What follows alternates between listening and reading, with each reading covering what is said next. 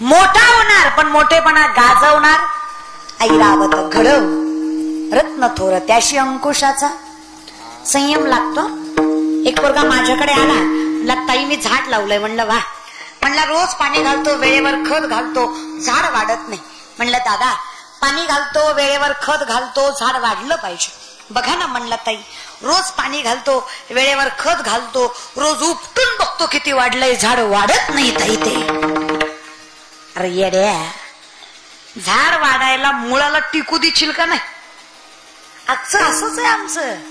ले आम्हाला वाटलं आज माळ घातली, उद्या महाराज, परवा पाकिट. असं नसतं.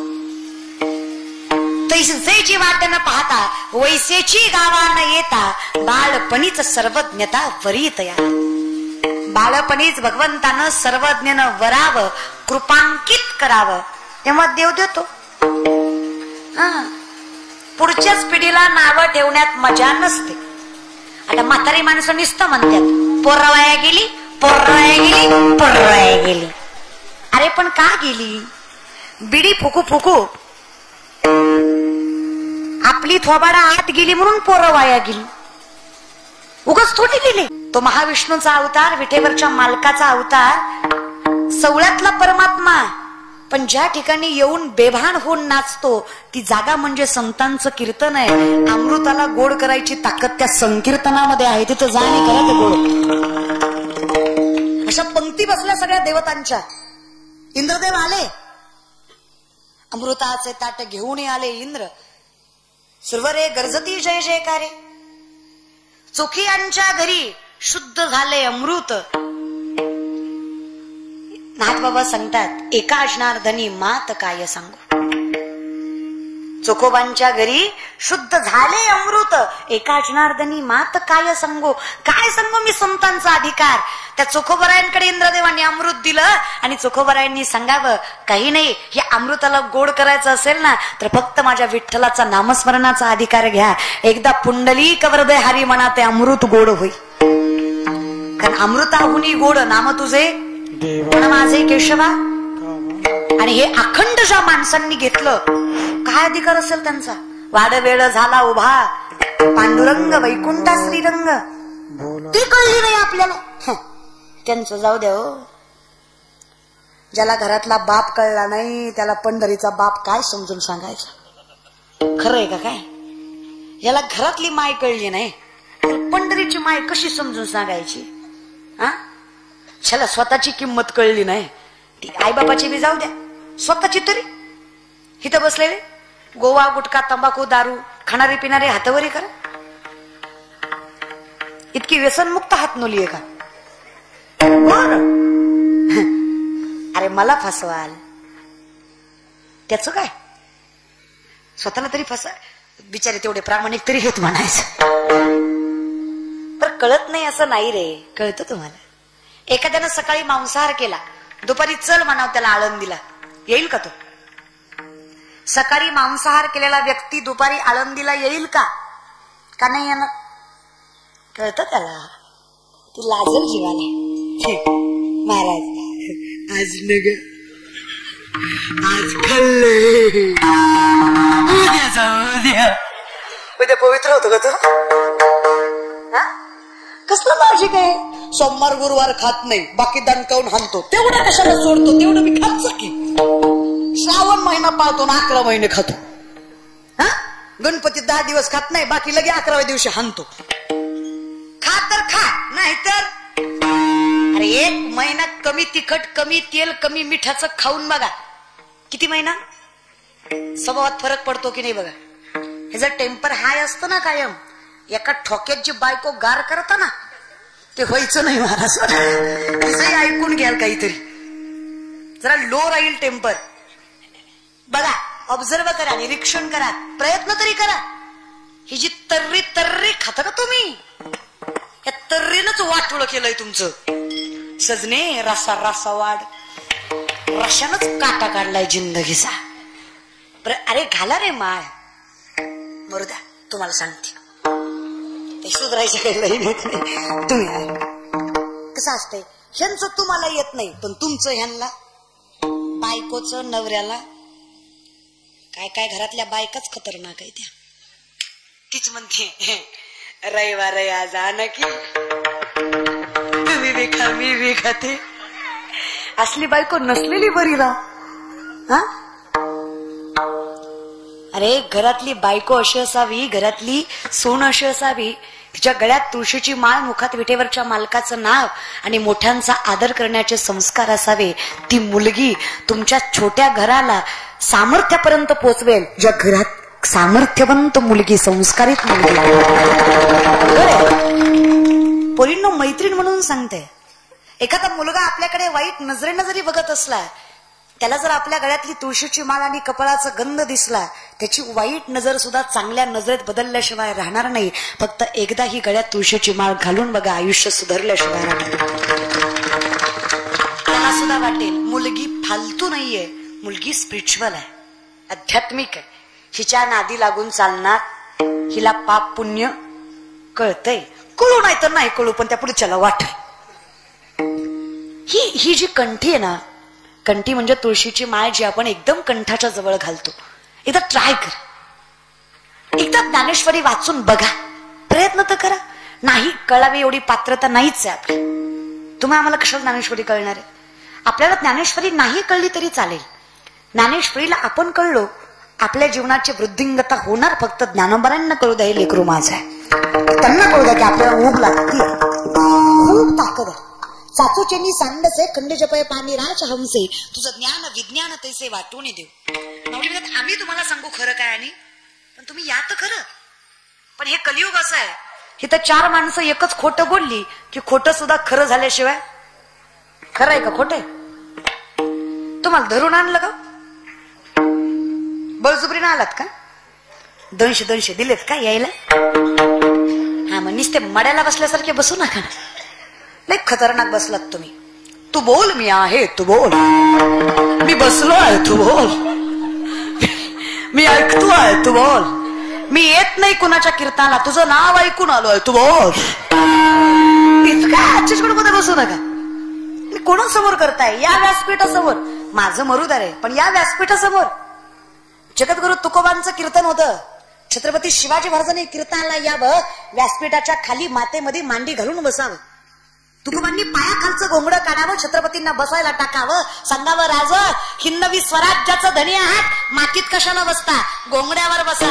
छत्रपतींनी सांगावं बुवा कळतं आम्हाला, जोपर्यंत आम्ही तुमच्या चरणाशी बसलोय तोपर्यंत शत्रूला चरणाशी आणायची ताकद या मनगटात आहे.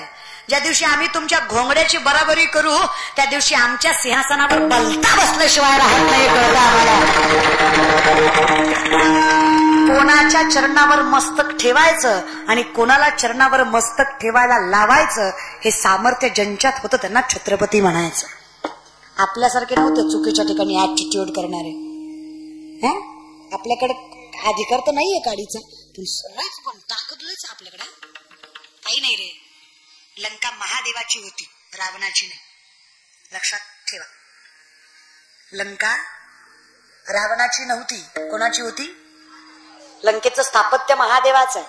महादेवाच्या लंकेच्या वास्तुशांतीच्या पूजेला रावणाला बोलवलं होतं, कारण रावण जातीने ब्राह्मण होता. शास्त्र वेद उपनिषद तोंडपाठ होते रावणाचे. अशी सुंदर पूजा मांडली, असे शुद्ध श्लोक म्हणले. आधीच शिव स्वभावाने भोळे, शिव भोळा त्याचे बाह्य माझे खुश झाले. काय मागायचं ते मागा. जगातले पहिले पुजारी वास्तुशांतीला आला आणि बांगलाच घेऊन गेला. कळलं त्याला, कळलं महाराज. लंका होती कोणाची, झाली कोणाची, टिकली का? लोकाचं घेतलेलं टिकत नसते. कळलं त्यालाच, कळलं महाराज. बरं का नसतच रे. सॅटिस्फॅक्शन हवं असेल ना, थोडं कष्टाने कमवा, आणि कमवा बरं का. पैशाला कमी समजू नका. ही जी म्हण आहे ना, डोंट जज बुक बाय कव्हर, ही कलियुगात लागू होत नाही. इट्स ऍब्सोल्युटली बुक जज बाय कव्हर. इथे महाराज सुद्धा चांगल्या गाडीत आला तरच प्रेस्टिज राहत. महाराज जर आल्टोत आला तर लोकांसमोर किंमत राहत. इथे प्रेझेंटेशनला लय महत्व आहे. प्रेझेंटेशनवरच क्रायटेरिया ठरवला जातो. नोकरी सरकारी असली ना, पोरगा किती बी काळा भंगारण किती बी ढोला असू द्या, बायको त्याला नाजूकन गुरीच भेटती. तुम्ही किती गुड लुकिंग, जॉ लाईन, सिक्स पॅक, हँडसम, किती गुड नेचर, किती चांगला स्वभाव असला ना, खिशात दमडी नसली ना, छपऱ्या पुरीला सुद्धा म्हणावं लागतं वैमन की वैमन, तू तरी वैमन हो देवा, भिकारागत अवस्था करायची. आणि मी बहीण म्हणून सांगते तुम्हाला, मुली आहेत कीर्तनाला, मुलाची संपत्ती बघून त्याच्याकडे लग्न करू नका. आणि माय मावल्यानं लई जागीरदार जावई भेटावा असा अपेक्षा करू.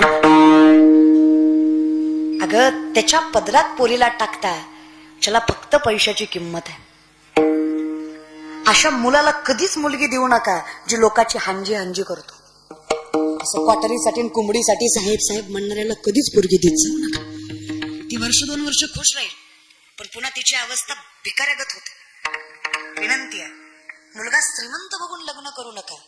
जो मुलगा निर्व्यसनी आहे, जो मुलगा स्वतःच्या आई वडिलाला पांडुरंग समजतो, अशा मुलाशी लग्न करा. अखंड आयुष्य सुखाचं जाईल, तुमचा विश्वास ठेवा.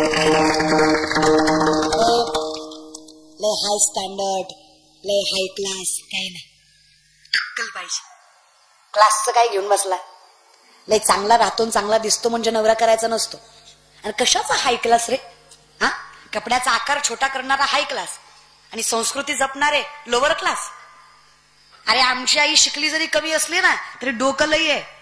आजही माझी माय साबण संपल्यावर फेकत नाही. जुन्या साबणाची चिपळी नव्या साबणाला लावती का, तर तेवढ्यात एक आंघोळ होईल. डोकं आहे तिला. तेवढं शिकायला ह्यांना एमए करावं लागतं, ज्या आमच्या आईला न एमए करता येतं. The woman is an ideal manager. सगळ्यात मोठी व्यवस्थापक आई आहे माझी. स्त्री आहे सगळ्यात. कशाला काय रे, लय अवघड आहे दादा.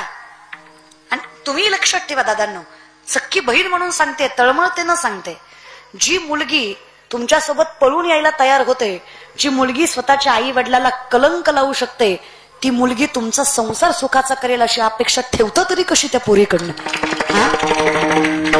जी स्वतःच्या बापाचं अस्तित्व टिकवू शकली नाही, ती नवऱ्याच काय टिकवणार आहे?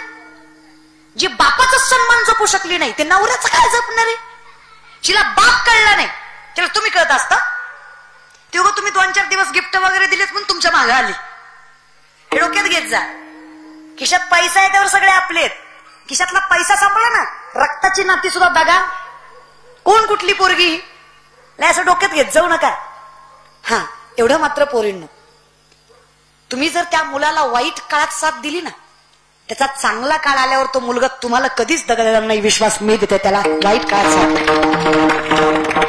कधीच नवऱ्यांना वाईट काळात घालून पाडून बोलायचं. माझ्याकडलंय होतं, उगच तुम्हाला केलं, तुमच्या आधी लय चांगलं चांगलं बघायला आलतो, असलं करायचं नाही. त्याचा काळ वाईट चालू आहे याचा अर्थ तुम्ही बोलावं असं समजून घेत जा प्रत्येक. आणि नाती जपली तर परमार्थ कळणार आहे. या विषयाकडे चला. सामर्थ्य देवा खूप दिलं देवाने, खूप. पण देवाने दिलं याची जाण ठेवली नाही आम्ही. बलिप्रतिपदा माहित आहे? बलिप्रतिपदा माहित आहे? कधी असते? कधी असते? मी काय वाटोळं केलंय बरं तुमचं? तसं काय करताय तुम्ही? हा, तुमचं कसं आहे माहित आहे का? एक माणूस एका महाराजाकडे गेला, म्हणला वर्षात लेकरू झालं पाहिजे. खरं तर हाच विनोद आहे, पण मरू द्या महाराज. महाराज म्हणले हरकत नाही, नारळ घे, तुला वर्षात होईल. ह्या वर्षानं माघारी आला, म्हणला भामता येतो, वर्ष झालं लेकरू नाही. महाराज म्हणला नारळ दुसरा घे, पण माणसात बुबलू नको, झालं नाही, गबस, दुसरा घे. दुसरा दिला. हा 2 वर्षानं आला, म्हणला पक्का भामता येतो. 2दा नारळ घेतला, एकदा लेकरू नाही. महाराज म्हणले बऱ्यापैकी माझा नारळ फसत नाही, तुझ्या बाबतीत 2दा फसला, तुझंच काहीतरी चुकतं. अचानक महाराजाला आठवलं. महाराज म्हणले खरे, जेवढी माणसं माझ्याकडे लेकरू मागायला आली सगळी बायको घेऊन आली. ज्याला कळलं त्याला कळलं महाराज. आणि ज्या काही एका दोघाला कळलं, खरंच सेन्स ऑफ ह्युमर खतरनाक होता आमचा. लक्ष देऊन कीर्तन ऐकताय तुम्ही. महाराज म्हणले सगळी माणसं बायको घेऊन आली, तो 2दाही एकटाच आला. तुझी बायको कुठे आहे? ती म्हणलं लग्न नाही झाले. तुम्ही सांगा हात न लेकर, ह्याला किती नारळ दिलं लेकरू होणार आहे. मी तुम्हाला सांगते, अशी तुम्ही किती भजन केल्यावर तुम्हाला देव भेटणार आहे. तू का म्हणे चित्त करा रे निर्मळ येऊनी गोपाला. अरे मन तर जाग्यावर ठेवा. चला बोलत जा. बलिप्रतिपदा माहित आहे कधी असते? दिवाळीत. त्याला आपण काय म्हणतो? पाडवा. हा, पाडव्या दिवशी कोण कुणाला ओवाळत? हा, नाही रे बाळा, दिवस चुकवू नका. तुम्ही जर पाडव्याला नवरा आपलं भाऊ ओवाळता, मग भाऊबीजीला कोण ओवाळता? अगं भाऊबीजीला भाऊ आणि पाडव्याला नवरा ओवाळायचा असतो. भाऊबीज चुकली तरी काय हरकत नाही, भाऊ लय असते. कळलं त्याला, कळलं महाराज. बिचारा भेटलाय नशिबान, त्याला ओवाळायचा ना पाडव्याला. मग पाडव्याला कोण ओवाळायचं? नवरा. रुक्मिणी माता नक्षत्रासारख्या नटल्या होत्या, 16 शृंगार केला होता आणि पाडव्याच्या दिवशी पांडुरंग परमात्म्यासमोर येऊन उभा राहिला. पांडुरंगाला म्हणल्या, देवा रोज तुम्हाला भक्त आधी ओवाळतात, आज पाडवा आहे, आज बायकोने ओवाळायचं असतं, आज पहिल्यांदा मला ओवाळू द्या. एवढ्या सुंदर रखमाई माता बघून पांडुरंग म्हटले, रखमा काय गोड दिसतेस गास. साध्या माणसांनी कौतुक केलं तरी अहंकार येतो आपल्याला, येतो की नाही? कुणी म्हणावं, ताई कीर्तन छान केलं, ताई मंडपावरच. अक्कल ताईला पाहिजे, ज्यानं कौतुक केलंय त्यानं जिंदगीत कीर्तनच पहिल्यांदा ऐकलंय महाराज. काय माहिती कीर्तन काय आणि काय काय, त्याचं कौतुक मनावर घेण्यात मजा नाही. मग रखमाई मातेला कौतुक विठ्ठलानं केलं होतं. साध्या माणसांनी केलं तरी अहंकार येतो, जगाच्या मालकानं कौतुक केल्यावर अहंकार येणार नाही का? कौतुक कुणी केलंय? विश्वाच्या नायकानं केलंय. रखमाई माता मनातल्या मनात म्हणल्या. कशा? मनातल्या मनात. हा, दिसतेच सुंदर, नशीब आहे तुमचं, तुम्हाला भेटले. लय असतील पण आपल्यासारखी ना. कशा म्हटल्या? मनातल्या. देवाला न सांगता तुम्हा कळू येते, देवाला मनातलं ऐकू जात. देव म्हणले, अहंकार वय, तू आता ये ओवाळाय, तुला दाखवतो. रुक्मिणी माता ओवाळायला गेल्या, पण देव सापडला. उगाच अहंकार केला, जिकडं बघेल तिकडं आता माझाच नवरा, यातला माझा कुठला. रुक्मिणी माता मनातल्या मनात म्हणल्या, देवा एकदा इशारा करून सांगा, यातले तुम्ही खरे कोण, पुन्हा जिंदगीत म्हणणार नाही मी आहे म्हणून टिकले. देव म्हणला, बस बोंबलतो. कोण म्हणलं तुला अहंकार कराय, केलं तर कौतुक तर सुखानं घ्यायचं ना पदरात. रुक्मिणी माता म्हणल्या, पुन्हा नाही होणार देवा, कारण देवा इतका देखणा दुसरा, प्रत्येक रूपात देव देखणा आहे. कुठल्याही एवढं प्रेम पाहिजे तेव्हा देव भेटतोय बघा. त्याच्याशिवाय दुसरं काही दिसलं, दृष्टी न फिरे माझे चित्त तुझे पायी. 70-75 वर्षाची म्हातारी दारात गोकुळामध्ये कृष्णाची रांगोळ काढत होती.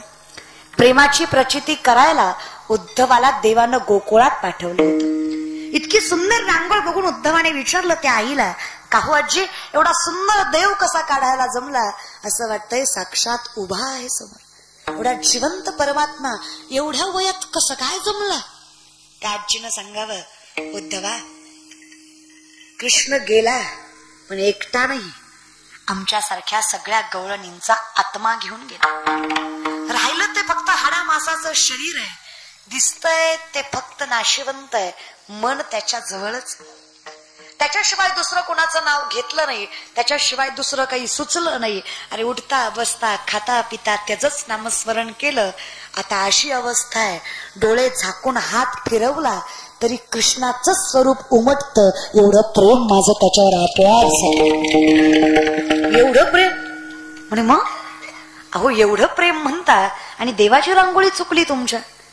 म्हातारी म्हणली, जीव जाईल पण माझ्याकडनं कृष्ण चुकणार? चुकलं ग माय, एवढा सुंदर कृष्ण काढलास आणि कृष्णाला पाय काढायचे विसरलीस. देवाला पाय नव्हते का? होते का नाही ग काढत माय? उद्धवा त्याला पाय होते हेच तर दुर्भाग्य. त्याला पाय होते म्हणून तर मला सोडून मथुरेला गेला. तिथे त्याचे पाय धरणं माझ्या हातात नव्हतं. उद्धवा रांगोळ मी काढली आहे,